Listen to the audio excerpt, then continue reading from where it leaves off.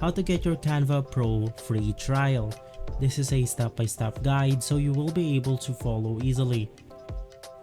Now you want to open up the Canva account that you want to get the free trial with, and right after that you can just go ahead and click on the plans and pricing.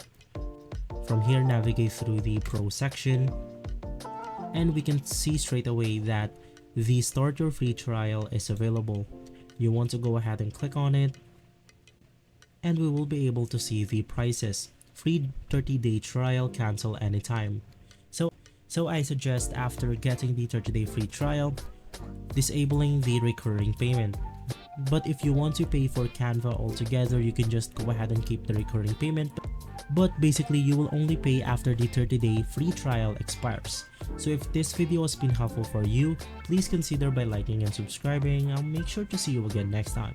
And as always, thank you.